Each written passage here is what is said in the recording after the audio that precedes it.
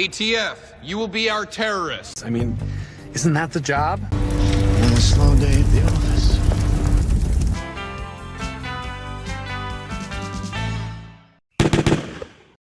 If you have ever visited my channel before, you know I do a lot of videos on how government likes to take something simple and turn it into convoluted bull, especially the ATF.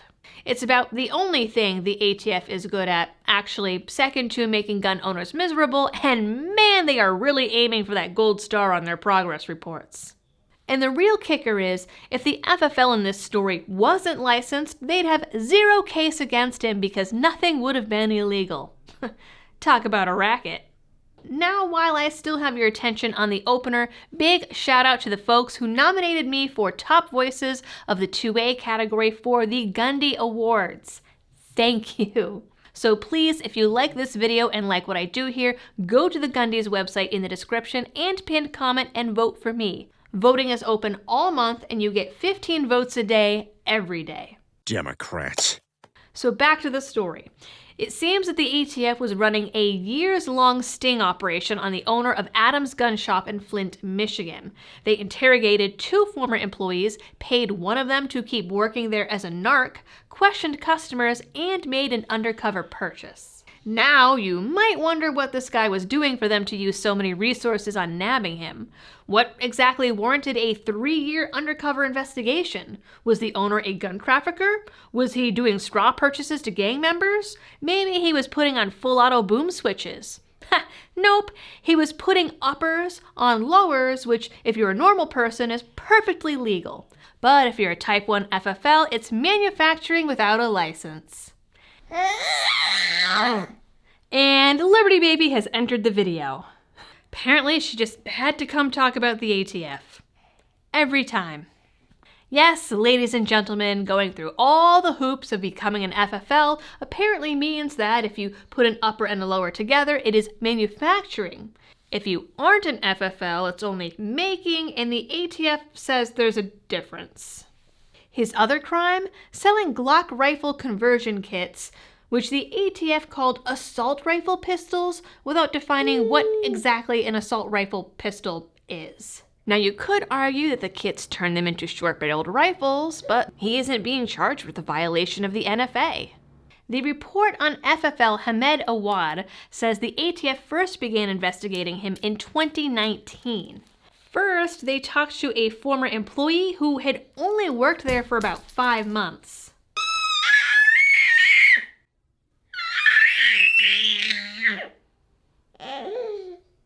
Really?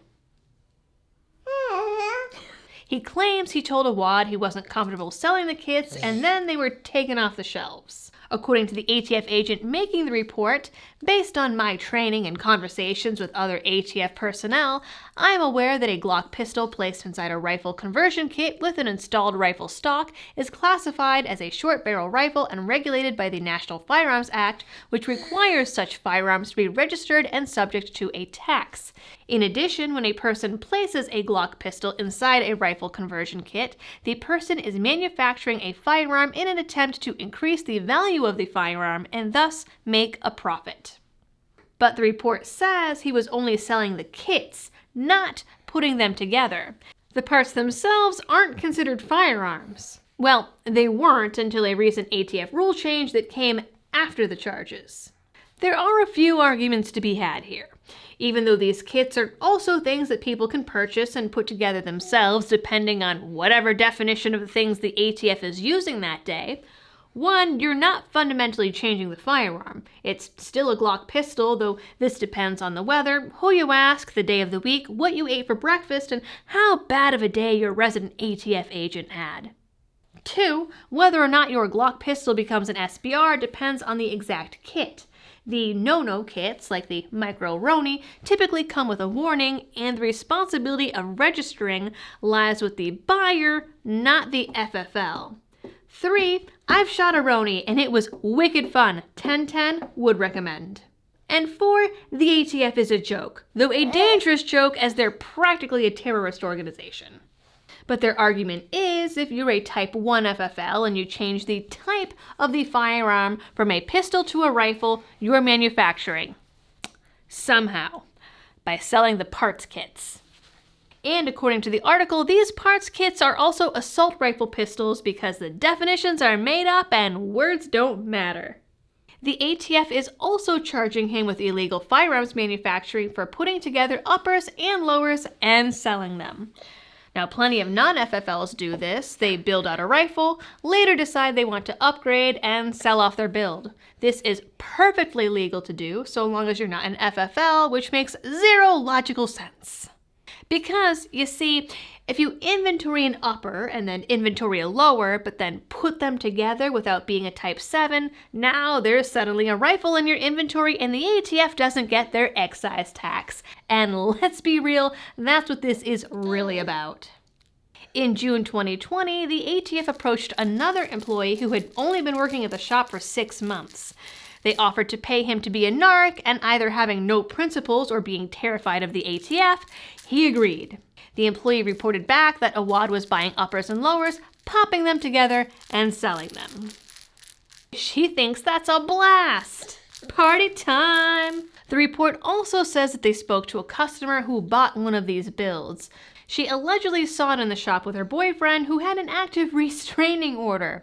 She claims he later threatened her into buying it for him, making it a straw purchase. She returned a loan and bought it, which for some reason the ATF took no issue with. What is the issue is, according to the report, the firearm in question was allegedly an assault rifle pistol. The name, make, and model aren't disclosed, so we have to take their word for it. The other gun she bought had a part that had been shipped to the store as a Hybrid Max pistol receiver, also a perfectly legal product. The ATF also calls this an assault rifle pistol, as if that's a bad thing. Then, in July 2020, the ATF went to the shop undercover and bought 2 rifles chambered in .450 Bushmaster, which, I won't lie, I had to look up because I'd never heard of it. Turns out you can use it in ARs. It also turns out that these 2 rifles were also ARs. One was a PSA model. The report says that the rifle isn't available from PSA as a completed gun and can only be built. The other rifle was from a company called Xavier Firearms, who claimed they had sent the shop a .556 pistol, not a rifle, and this was the final nail in the gun shop coffin. So, one day, Awad got in a shipment of 50 lowers and 10 uppers and allegedly started putting them together. The Narc of the Year employee snapped a photo, sent it to his ATF butt buddy, and the ATF swooped in, confiscating the entire shop inventory. I know, so sad. What's even wilder is if he had sold these separate parts, but then put them together for the customer, that also would have been fine. If all of this seems confusing to you, you are not the only one. The Reddit thread on this is baffling, with just about everyone having a different interpretation of the rules, tons of confusion, and an FFL on the thread having to answer dozens of questions that basically came down to semantics every time. So what does that show you? It shows you that it's a lot easier to nab people and nail them to the wall if you're purposefully making the rules so confusing that no one knows exactly how to follow them, which I'm pretty sure is just ATF standard procedure. It's the ATF purposefully trying to make you feel insane every time you sit down to try and understand the rulebook. And that is one of the dozens of reasons why they should be a convenience store and not a government agency. Alright folks, if you made it this far without your brains exploding out your ear holes, congratulations! Please take a moment to vote in the Gundies if you want a badass tank video. Also, Liberty Baby always appreciates the feedback on her acrobatics. And as always, thanks for tuning in, stay safe out there, and happy shooting.